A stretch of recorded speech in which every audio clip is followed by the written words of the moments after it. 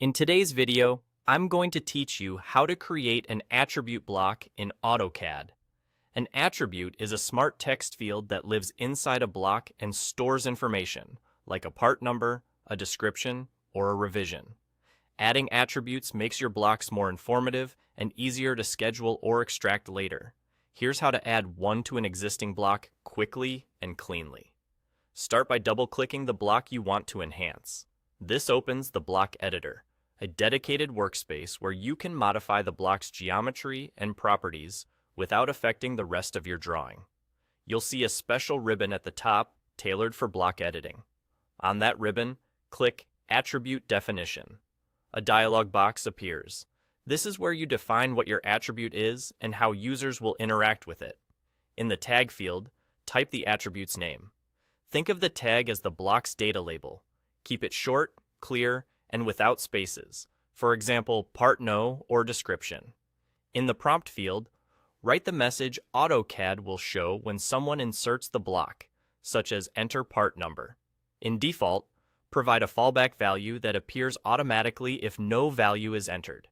Defaults are great for common entries or placeholders you want to replace later. Before you confirm, adjust the text settings so the attribute looks right when placed. Choose the text style and height that match your drawing standards, and set the justification to control alignment. If your block already includes text, try to match its appearance for consistency. Take a second to review spelling and capitalization, since tags are often used downstream. Click OK. Back in the block editor, your cursor will let you position the attribute. Click the exact spot on the block where you want the text to appear. Aim for a location that's readable, doesn't overlap geometry, and makes sense visually, near related features or labels. When you're satisfied, close the block editor and save your changes. AutoCAD will update the block definition in your drawing. Now for the payoff. The next time you insert that block, the attribute dialog will appear, asking for the values you defined in the prompt. Type your entries, accept or edit the default as needed, and finish the insertion.